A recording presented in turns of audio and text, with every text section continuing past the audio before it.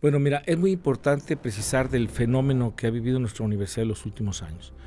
Primero decirte que ha hecho un gran esfuerzo nuestra universidad por contener el clima de inseguridad y violencia. Teníamos una universidad hace años altamente violenta hacia el interior de los planteles en nuestra universidad. Nuestras niñas, por ejemplo, son víctimas de violencia muy alta en la calle, pero nos dábamos cuenta que lo platicaban entre ellas cuando mucho, o a veces a la maestra, pero no nos llegaba la información hasta que no decidimos fomentar una nueva cultura de denuncia en la universidad. Y en eso estábamos cuando entran dos jovencitos corriendo diciéndonos que se acababan de llevar uno de sus compañeros a un lado de con nosotros. ¿Dónde? Aquí ahorita, ¿hace cuánto? Hace 5 minutos. ¿De dónde? De aquí de la unidad deportiva. Salimos de manera inmediata para ver qué había pasado. Estás en Personalísimo de Tráfico ZMG Podcast. Hola, ¿qué tal? ¿Cómo están? Qué gusto saludarlos. Bienvenidos a una emisión más, un podcast de Personalísimo en Tráfico ZMG. Soy Jorge Belletti, me da mucho gusto saludarlos y bienvenidos sean a esta entrevista muy interesante. Hoy en Personalísimo tenemos un invitado especial, Montealberti Serrano Cervantes, coordinador general de seguridad de la red universitaria de la UDG, especialista y procurador de la prevención de seguridad en torno a los planteles educativos de esta máxima casa de estudios aquí en Jalisco. Montealberti, ¿cómo estás? Jorge, buenas tardes. Gracias por invitarnos a tu programa, Edgar, Jessica. Gracias. Gracias también a ustedes, compañeros periodistas que nos acompañan en esta mesa aquí en Personalísimo. Jessy Salinas, directora editorial de Tráfico ZMG. Un gusto verlos de nuevo, Jorge. Bienvenidos a todos. Abraham Maciel, el mandamás de la Guardia Nocturna, ¿cómo estás? Gracias, con el gusto de estar reunidos otra vez. Montealberti, bienvenido, muchas gracias. Gracias. Bueno, pues vamos a entrar en materia, y es que la inseguridad que se vive en México, bueno, pues parece que va en contra de la juventud, especialmente de los estudiantes. Secuestros, violaciones, asaltos, asesinatos, extorsiones y más son los delitos que contrastan con la baja de inseguridad que nos informa mes con mes el gobierno, Montealberti. Sí, bueno, es muy importante precisar que nuestra comunidad es altamente vulnerable. La gran mayoría son jóvenes menores de edad y se trasladan prácticamente en camión o a veces a pie, ¿no? Y las zonas donde circulan y transitan representan un alto riesgo y reflejan parte de la violencia y el clima de inseguridad que tenemos en la ciudad y en el estado. Nosotros registramos prácticamente mucha de la incidencia delictiva y de la problemática que tiene un joven para llegar a la escuela. Desde el 2010 tenemos haciendo estadísticas y tenemos datos muy precisos de la incidencia delictiva en cada uno de nuestros planteles. Y un registro que comentábamos antes de entrar a cámaras, tiene un poco más de 10 años, esas cifras negras de los delitos que se cometen cerca de los planteles, y un muy interesante mapa de calor que tienes de muchos de ellos que no se denuncian ante las autoridades, pero que ustedes tienen el dato por esa cercanía que tienen con los jóvenes. Cuéntanos de qué hablan esos datos y cómo contrastan para que el público que nos escucha tenga un claro termómetro de lo que está pasando cerca de los planteles. Sí. Bueno, mira, es muy importante precisar del fenómeno que ha vivido nuestra universidad en los últimos años. Primero decirte que ha hecho un gran esfuerzo nuestra universidad por contener el clima de inseguridad y violencia. Teníamos una universidad hace años altamente violenta hacia el interior de los planteles en nuestra universidad. No había controles de acceso, no teníamos los sistemas electrónicos, ni existía una coordinación de seguridad, ni había estadísticas, vivíamos en otro Jalisco y en otra circunstancia. Sin embargo, al interior teníamos problemas de inseguridad, robo de vehículos, asaltos, consumo, venta y distribución de sustancias y de alcohol, y un clima de inseguridad alto, grave. La universidad decidió en ese tiempo meter mano al tema, meter orden, se creó la Coordinación de Seguridad Universitaria, y poco a poco a través de los años fuimos controlando lo que era de la puerta hacia adentro, hacia el interior de nuestros planteles. Yo te puedo decir que de tener una universidad altamente violenta, tenemos una de las universidades más tranquilas del país. De la puerta hacia adentro se terminó ese tipo de clima de violencia. Se trabaja con mucha fuerza hacia el interior con el consumo, venta y distribución de drogas. Estamos con un ojo muy inquisidor, salvo ciertos lunares que tenemos todavía que nos cuesta trabajo de incursionar. Pero cuando hicimos ese trabajo nos dimos cuenta que allá afuera ocurrían cosas que no nos enterábamos que existían. Por ejemplo, la violencia que hoy está más en los medios que sufren nuestras niñas, nuestras jovencitas sobre todo, ¿no? Con el tema del acoso, la violencia que se ejerce allá afuera en las calles. Pero también nos dimos cuenta de otro fenómeno que surgió a través de los años, que es la tecnología. Yo recuerdo que cuando íbamos nosotros a la escuela, hablo de mi generación, pues llevabas libros, nadie te iba a robar o a asaltar por robarte el libro de química o de física. Bueno, fuera, ¿no? Sí, menos el de matemáticas, ¿no? Cuando muchos te robaban los tenis, pero surgió un fenómeno, a mí me tocó conocer esto y vivirlo prácticamente de ese cambio generacional. Cuando existían los celulares, empezaron a existir los celulares. Y a través de los celulares surge como de la calle, de la nada, de los hongos, un nuevo depredador que robaba celulares. Entonces empezamos a notar que allá había alguien que quitaba un celular, te lo arrebataba y corría, y así empezó. A través de los años este depredador se fue organizando, fue aprendiendo de robarte. Después andaban en bicicletas, 2, 3 bicicletas, después 3 o 4, después en vehículos. Después hoy tenemos detectados algunos robos con engaño, donde algunos sujetos roban a 10 o 15 estudiantes a la vez, un solo sujeto, a través del engaño. Han creado sus estrategias para robar. Pero también nos dimos cuenta de que no todo el mundo denunciaba lo que ocurría afuera.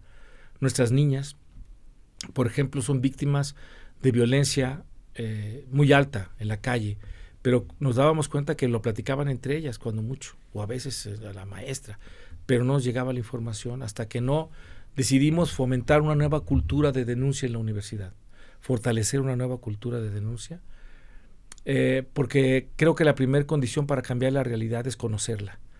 Si no conocemos nuestra realidad, no la podemos cambiar. Entonces fomentamos esta cultura de denuncia y nos dimos cuenta que existían cosas increíbles. Entonces las niñas nos empezaron a denunciar al sujeto que la sigue en el camión, que es la segunda vez que la va persiguiendo, que la toca, que se le acerca, que le dice cosas, el vehículo que la persigue antes de entrar a la escuela, la persona en condición de calle que la persigue y la toca, el puente peatonal que le da miedo, la lámpara en mal estado, el árbol, etc. Un montón de fenómenos que están allá afuera, que no es lo mismo los zapatos, el transitar de una niña en la calle de 14, 15 años que de nosotros, sobre todo los varones, caminar por la calle es distinto. Y fuimos fortaleciendo esta nueva cultura de denuncia y luego después una nueva cultura de autoprotección, que yo sepa qué actuar y cómo defenderme sin esperar a que venga la patrulla o me cuide. Una nueva cultura de denuncia y sobre todo de sensibilización, que a todos nos quede claro de qué tamaño es el problema, tanto al interior como al exterior, y actuar en consecuencia. Y entonces fortalecimos y amoldamos un programa de Sendero Seguro y nosotros lo diseñamos, le nombramos Universidad Segura y lo dividimos en 3 ejes sustanciales. El primero es escuela segura, que es de la puerta hacia el interior. ¿Qué requerimos para tener una escuela segura? De la puerta hacia adentro. Y luego el entorno o el perímetro inmediato del plantel. ¿Qué necesitamos para tener un entorno o perímetro seguro? Y después el sendero seguro. Las 4, 5 cuadras, 7 que se baja un joven del camión para llegar a la escuela. Pero a través de los años, decidimos, lo hemos ido amoldando y reinventando, porque resulta que hasta dónde llega el sendero, me decían una vez un comandante, porque nos asaltaron a 7 cuadras a un jovencito, le dieron unas puñaladas, me decía, Lick, pero se nos salió del sendero. Le dije, comandante, no me diga eso. Sí, se salió del sendero, Lick, y el sendero debe ser por aquí. No, el sendero es un referente, pero no quiere decir que tenga que caminar por ahí. Entonces yo dije, ¿hasta dónde llega el sendero? Y la respuesta que yo tuve que dar y replantearme es hasta donde me necesiten. Hasta donde me necesiten es el sendero. Y entonces nos fuimos a recopilar información. Por ejemplo, ¿cómo cuido a Eloísa, que tiene 18 años? Salió en listas en el Quad o en Cucba, pero vive en Tlajomulco. En la casa de Eloísa no hay papá, ni hay carro en la casa de Eloísa. Eloísa los próximos 5 años va a tener que salir de casa sola a las 5 de la mañana. Y es cierto, nuestras niñas salen a las 5 de la mañana, 5:30, con 18 años, solas. Caminar por calles mal iluminadas, mal podadas, con un deficiente patrullaje y con una violencia al alza. Y, como mencioné, carga un celular. ¿Qué hacemos nosotros como universidad? Decimos que eso no nos toca, que es hasta Tlajomulco, o buscamos alternativas para cuidar a Eloísa.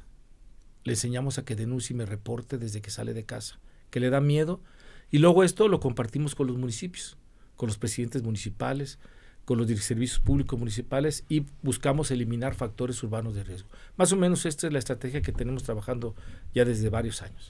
Mencionabas que dentro de las instalaciones de las universidades y preparatorias de la UDG ya está controlado el tema de inseguridad, pero sí. Recientemente, el pasado 27 de febrero, una jovencita, una alumna de la preparatoria número 1, fue violada por un exalumno que entraba y salía de la universidad sin problema alguno. Bueno, tenemos problemas. Hay que entender, muy importante, que somos una de las universidades más grandes del país. Tenemos el sistema de enseñanza media superior más grande del país, somos la universidad más grande. Y claro que hay parte de la problemática. Y no fue violada al interior del plantel, creo que la información no es correcta. La niña fue agredida aparentemente por una persona que eran expareja. El joven parece que le insistió y le estaba acosando de más. Me tocó a mí personalmente acudir en ese momento y detener a la persona y hablar con la madre de familia para que la acompañara. Así se detuvo a la persona, así intervenimos. El tema es a veces los controles de acceso, que se nos complican. Hoy la universidad está buscando cómo fortalecer los controles de acceso y no depender tanto del factor humano del guardia, sino que apostar en sistemas tecnológicos que nos permita ya controlar con tarjetas digitales quién entra y quién sale del plantel. Incluso ustedes pueden verificar, por ejemplo, como CUSEI. En CUSEI ya, por ejemplo, para que tú entres es para reconocimiento facial. Y lo que buscamos en que cada una de nuestras escuelas vayamos avanzando para fortalecer la tecnología. Pero no quiero nomás excusarme, es importante lo que me dices y hay que decirlo como es. Sí nos ocurren cosas como estas porque el depredador y la gente que hace daño no se la piensa y busca cómo ingeniárselas. Eso tenemos que ser muy claros. Ven cómo depredar, si hay algún descuido lo aprovechan. El tema es que nosotros podemos cruzarnos de brazos y no reconocerlo. Claro que esas cosas ocurren, pero hay que actuar en consecuencia. Este programa de Universidad Segura nos permite estar vinculados, por ejemplo, en cada una de las regiones de Guadalajara, Zapopan, Tonalá, Tlaquepaque, etc. Tenemos grupos de WhatsApp y en cada uno de nuestros grupos por región está el comandante de la zona, está la policía escolar, está el segundo comandante y está la Guardia Nacional en cada uno de nuestros grupos. Están los directores de las preparatorias y oficiales mayores y estamos nosotros.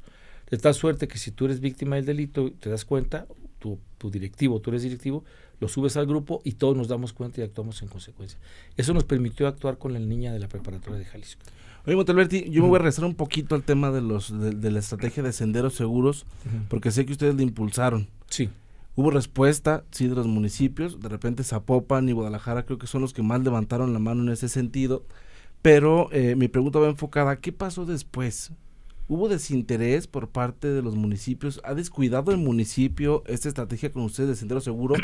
Y sobre todo presionándole a la gente que no es solamente pues más patrullas, que no se combate con más patrullas, había que podar árboles, había que arreglar banquetas, había que reparar luminarias, y eso le compete netamente al municipio. ¿Qué pasó con esta fusión? ¿Se descuidó? ¿No se descuidó? ¿Cuál es tu percepción? Bueno, primero quiero precisarte que esta propuesta de entorno y sendero seguro de eliminar factores urbanos fue un criterio y un concepto a través de la criminología ambiental. Cómo el medio ambiente incide para generar más inseguridad y le da más ventajas al depredador que a la víctima. Una calle mal iluminada es una calle violenta. Una calle mal podada es violencia también. Una calle donde no se aplica la ley y la norma municipal, donde se vende alcohol a menores, también es violencia. La parada de autobús, etc., una banqueta en mal estado. Cuando estaba, recuerdo, Aristóteles de presidente municipal, me tocó con él hablar para que nos pedir el apoyo y nos iluminara por primera vez alrededor de la universidad. Nos dábamos cuenta que los asaltos ocurrían en la banqueta, pero la lámpara tradicional iluminaba por donde corren los vehículos. Yo decía, oye, pero los asaltos están ocurriendo en las banquetas, de modo que nos iluminen las banquetas. No se puede. Hay una norma que nos impide hacer esto.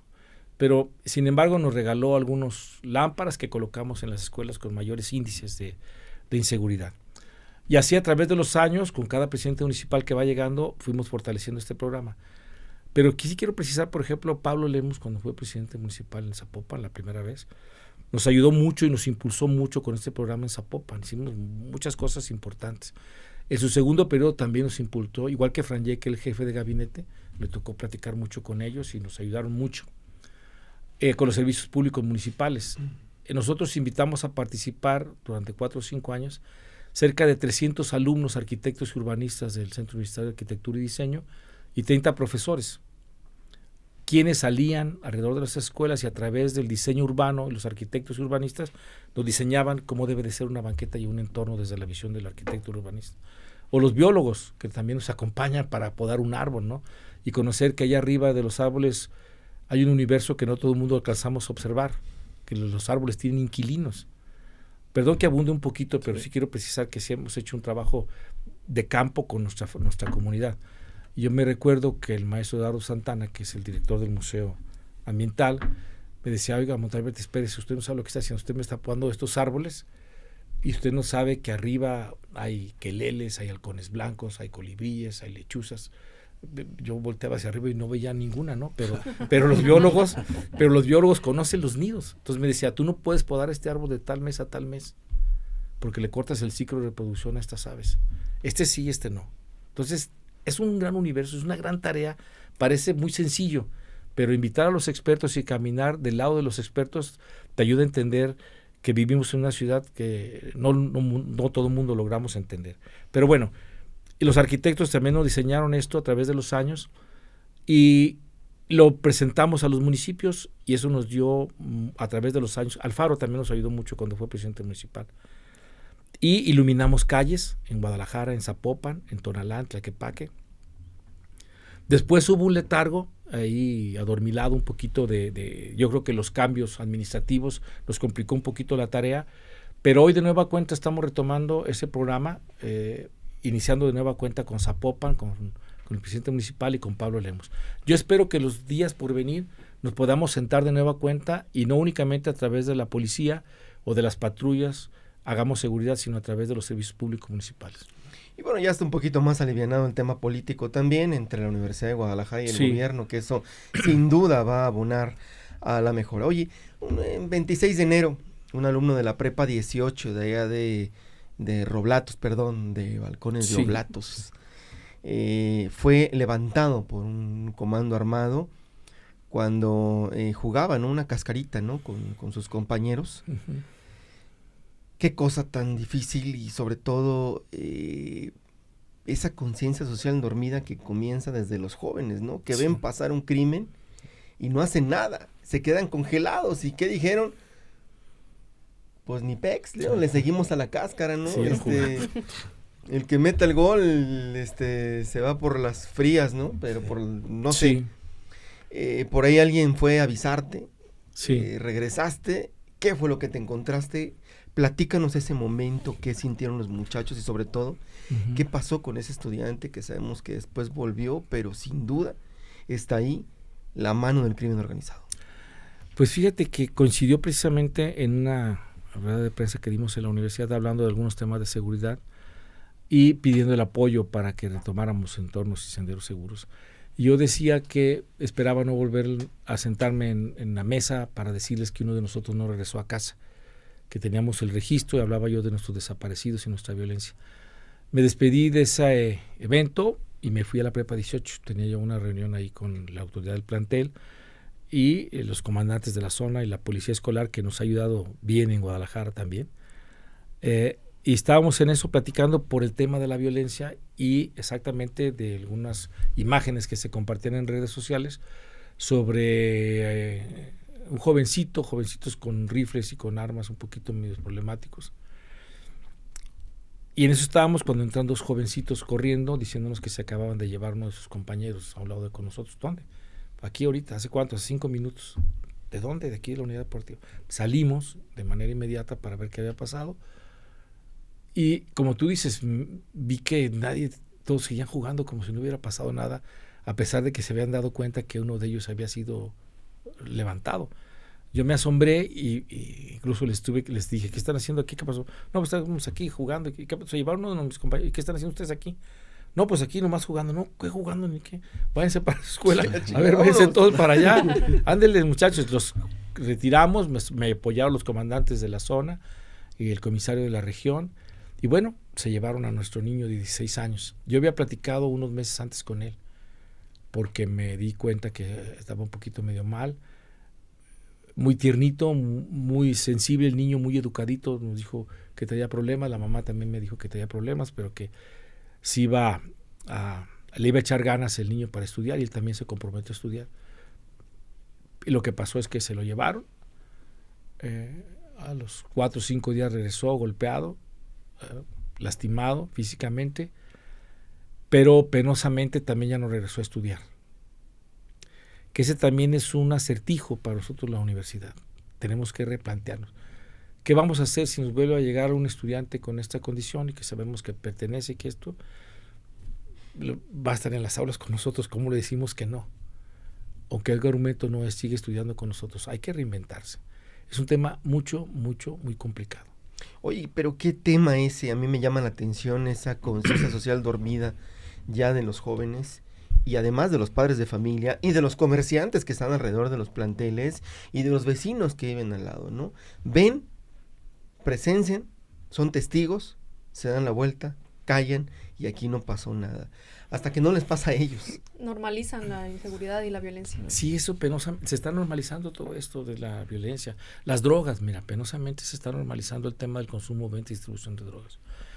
Yo recuerdo que los años alguien consumía un cigarrillo de marihuana y era un escándalo, ¿no? O, ay, bueno, retínense con estos cuates. Hoy no, hoy se reúnen y lo normalizan. Hoy la droga sintética a través de gomitas, de chicles, de pelo rico, de mazapanes, de un montón de productos, de chocolates, nuestros jóvenes los consumen. Hoy tenemos que recoger estudiantes o niñas que consumen gomitas, ya no se ocupa fumar el porro que huele y los relata, simplemente se agarran una gomita, se la comen, o dos y caen tiradas, ¿no? Un pastelillo cósmico, una galleta cósmica, un brownie mágico, que se llaman y lo comparten a través de redes sociales, y una niña que no tiene acceso a esto, el vendedor lo hace de manera artesanal.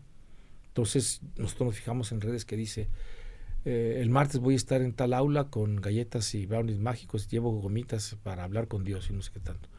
Y luego les preguntan los demás, ¿y qué tan mágicos?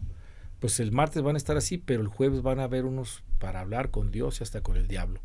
Váyanse preparados. Entonces normalizan ese tipo de conductas y no nomás ahí adentro, a través de las redes. Tú caminas por el Paseo Chapultepec.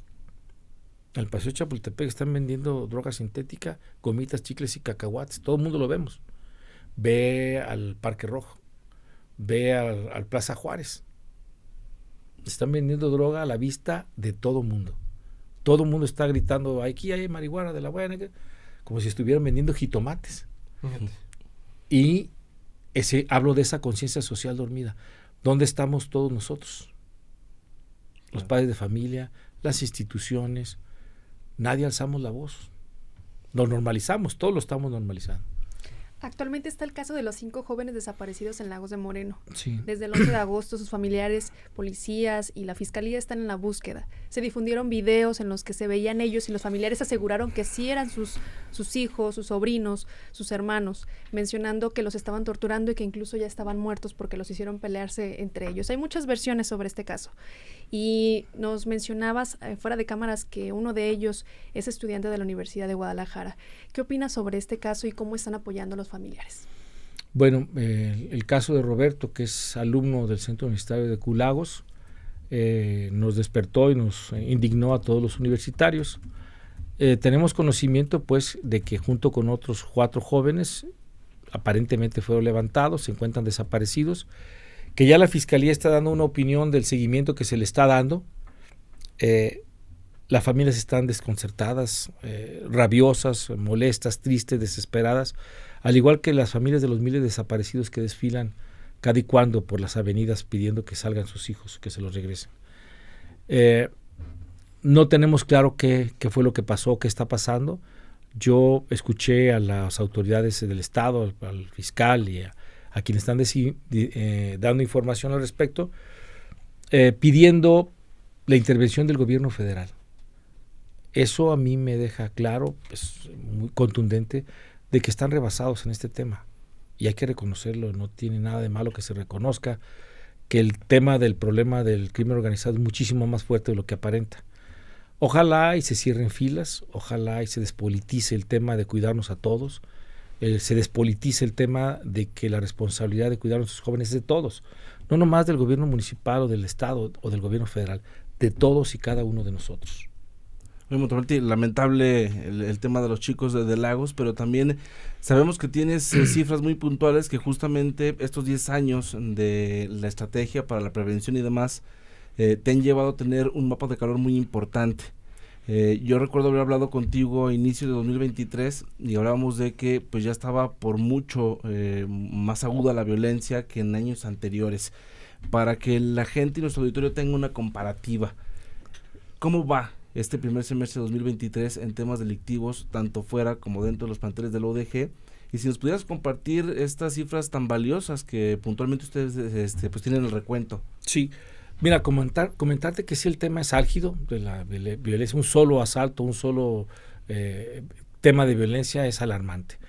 Pero ahorita precisamente estaba revisando los números que tenemos en los últimos años y es importante reconocer, es válido reconocer, que sí estamos teniendo el apoyo de las policías municipales.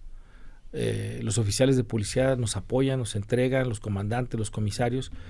Y estaba revisando yo mi estadística y estaba yo un poquito desconcertado. Dije, pues no es posible que no tengamos nada aquí, si durante años hemos tenido muchos problemas. Pues no, en realidad sí ha bajado la incidencia en algunos de nuestros planteles, pero hay planteles que no baja la violencia, que por el entorno donde estaban establecidos sigue siendo un foco rojo. La preparatoria número 2, la preparatoria 3, las inmediaciones del tecnológico siguen siendo uno de nuestros problemas más álgidos de inseguridad. Aunque ha bajado la violencia, nosotros no nos satisface, debemos de bajarla todavía muchísimo más. Pero decirte que ha habido un esfuerzo sustancial. Por ejemplo, Zapopan creó una policía escolar que no existía. Más allá de los oficiales DARE, están los oficiales DARE y las academias. Pero este modelo que se creó en Zapopan de la policía escolar, a mí me ha dado buenos resultados como universidad. En realidad tenemos una policía escolar que yo le quiero hacer un reconocimiento público a la policía escolar que tenemos en Zapopan, que está hecho un trabajo excelente, nos está ayudando. Hemos disminuido de manera muy importante escuelas donde, por ejemplo, los asaltos en la preparatoria número 7 eran tremendos allí en la Tusanía, tremendos durante años. Hoy tenemos prácticamente 2 o 3 al año, no nada, 4. Cucba, por ejemplo, ese centro universitario, tenemos problemas muy álgidos, donde incluso era frecuente que nos tiraran cuerpos en las inmediaciones, en costales, en bolsas. Hoy no hemos recibido problemas de eso. Nos apoyó Movilidad, Monraz, a poner autobuses prácticamente ya dentro del centro universitario. En Cutonala hicimos lo mismo. Ya los autobuses entran hasta el centro universitario y antes nos los dejaban cuadras atrás. Eso nos generaba mucha violencia. Con esto te quiero decir que a pesar de toda la violencia que hay allá afuera, a pesar de todo lo que hay, sí es importante reconocer el esfuerzo que a veces se hace por parte de las autoridades municipales y hace la universidad. Pero insisto, no son suficientes. No podemos bajar la guardia. Necesitamos ver que están funcionando y echarle muchísimas más ganas. Si vemos que está funcionando 2 veces, hay que echarle 10 veces, porque con un solo de nuestros jóvenes que no regresa a casa, nuestro trabajo no tiene la satisfacción que necesitamos, ¿no? ¿Hay un corte de cuántos delitos van a la fecha? Sí, no lo tengo aquí a la mano, lo tengo en estadística grande, en mis mapas, pero lo tengo escuela por escuela y lo tengo por municipios. ¿Cuántos robos y delitos tenemos al interior de la universidad y cuántos por fuera? Porque yo sí monitoreo también la parte que nos corresponde a nosotros como universidad. Hace un año aproximadamente hubo un caso de 15 jóvenes intoxicados en una de estas fiestas que organizan los comités. Sí. En el que consumieron alcohol adulterado. Sí. Aquí también es un tema de violencia para los jóvenes, ¿no? Claro. ¿Qué es lo que pasa con estas fiestas que tienen cero control? Fíjate que durante años han estado esos temas de la bienvenida entre nuestros alumnos y algunos de nuestros alumnos, bueno, pues se nos deschavetan. Las aguas locas. Las aguas locas, sí. A mí nos tocó clausurar lugares de las aguas locas alrededor de las escuelas, pero que era muy común. Un día que haya chance les mostramos cómo se trabajaba en nos tomamos una. Yo nomás las preparaba. Las aguas locas. Pero sí, nuestros jóvenes, que es parte de la edad, pues se emocionan, hacen sus fiestas, sus reuniones, y alguno con cuernos y cola un poquito más grandes que los demás propone que vendamos aguas locas. El otro que tiene los cuernitos un poquito más grandes y la cola más grande lleva una sustancia peligrosa y otra cosa. ¿Tonayá será? No, ojalá y fuera Tonayá. Sí. Pero nosotros empezamos a rastrear cuando para tal día va a ser la inauguración en tal lugar, a ver dónde va a ser. A ver, vamos a ver quién les renta el lugar. Estamos checando todo eso. La universidad dejó de hacer el trabajo nomás de la puerta hacia adentro ya hace muchos años. Hoy trabajamos con eso. Por ejemplo, en Guadalajara nos ayudó muy bien la Policía Municipal a clausurar los 2 lugares donde se hizo el evento. A mí me tocó. Y sí, encontramos a varios... ¿Ir a la fiesta? En Huentitán, ¿no? En Huentitán. Yo dije, Sí, ¿ir a la fiesta? También. Y nos han ayudado muy bien. Por eso aquí es donde yo digo que sí se pueden hacer las cosas.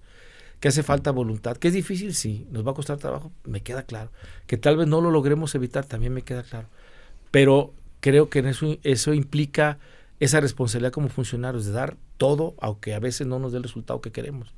¿No? Montalberti, para todos los que te están escuchando en este video podcast y también que te ven en las redes sociales, haz un llamado con la autoridad que tienes de coordinador de la seguridad ahí en la red universitaria, para todos los que conforman este gran ecosistema alrededor de las universidades, Sí. vecinos, a los padres de familia, a los comerciantes, a todos los que prestan servicios por ahí en alrededor de los planteles, a todos a que despierten, abran su conciencia y vean este fenómeno tan grave que es la violencia, la inseguridad contra los estudiantes. Bueno, pues sí, es importante lo que me acabas de decir. Yo te podría decir, a resumidas cuentas, que lo que yo he aprendido a través de los años en temas de prevención y seguridad en la Universidad de Guadalajara, tengo cerca de 30 años, un poquito más de 30 años en la universidad haciendo seguridad. Y lo que yo he aprendido a través de los años es que la alternativa para hacer prevención y seguridad se llama conciencia. Y tú me podrás decir que la conciencia no son más patrullas, no son más acciones punitivas, no son más reglamentos, no es más lámparas, más eso. No lo es, claro que no lo es. Pero es algo mucho más que todo eso. Es la conciencia que hay que tener contra todo y contra todo lo que genera violencia y actuar en consecuencia.